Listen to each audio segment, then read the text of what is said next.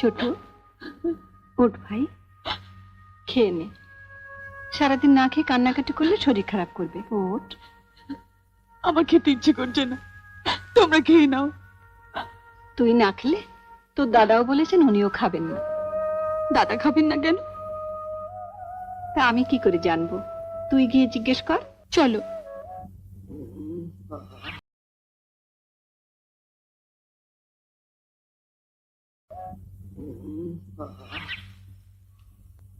কি ব্যাপার বলো তো, এত বেলা হয়ে গেল এখনো চাই দিয়ে গেল না।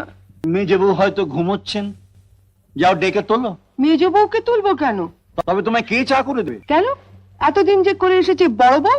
সে কি, তুমি তো কালই বললে যে তোমার বড় ছেলে বড় বউয়ের সঙ্গে কোনো সম্পর্ক নেই, তারা তোমায় চা করে দেবে কেন?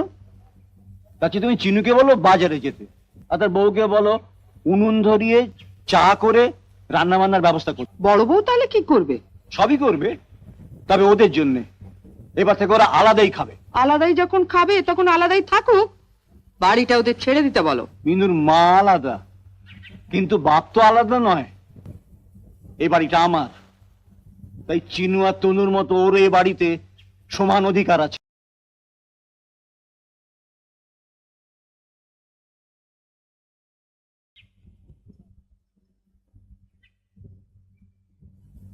বাবা, আপনার চা।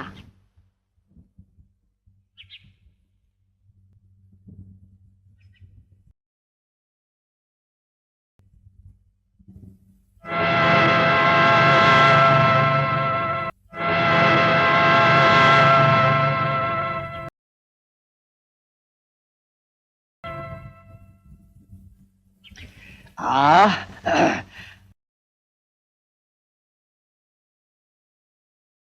আজকে চাটা তো অন্য দিনের চেয়ে অনেক ভালো হয়েছে, কি বলো গিন্নি, তাই না? আমি কি করে বলবো? আমাকে দিয়েছে নাকি? আমাদেরও তো দেয়নি। দেবে না, মেজ বউকে সব করতে হবে। আমি উনুনের পাশে বসে চা করব, রান্না করব? পাগল নাকি? কি রে চিনু, তুই তো কাল বললি ওদের দরকার নেই, মানে তোরাই আমাকে দেখবি। বলেছে বলে আপনি ছোট বউকে বলুন না। আহা, তোমার কথাতেই তো আমি ছোট বউকে তনুকে দিয়ে মার খাওয়ালাম। ছোট বউ তো এখন ওদেরই দলে। আমি বাবা ওসব পারবো না। শোনো, তোমার সঙ্গে বেরিয়ে আমরা বাইরে কোথাও হোটেলে খেয়ে দেবো। আমি কি খাবো? তা আমি কি জানি? আপনারটা আপনি রান্না করে নিন। তুমি তো গন্ডগোলটা পাকালে, আগ বাড়িয়ে কেন বলতে গেলে? আমার মাকে আমরা দেখবো। হ্যাঁ, এখন তো সব দোষ আমার। তুমি তো আমাকে ঘর থেকে ডেকে নিয়ে গিয়ে তনুকে উস্কে দিতে বললে না? তা তুমি কি কচি খোকা? আমি বললাম আর তুমি তুমি জানো না মেয়েদের বুদ্ধি একটু কম হয়। তাহলে স্বীকার করলে না? এবার রান্নাঘর থেকে কেটলিটা নিয়ে এসো, একটু চা অন্তত নিয়ে আসি। আমি কেটলি আনছি, তুমি এই ফাঁকে বিছানাটা একটু ঠিকঠাক করে রেখে দাও।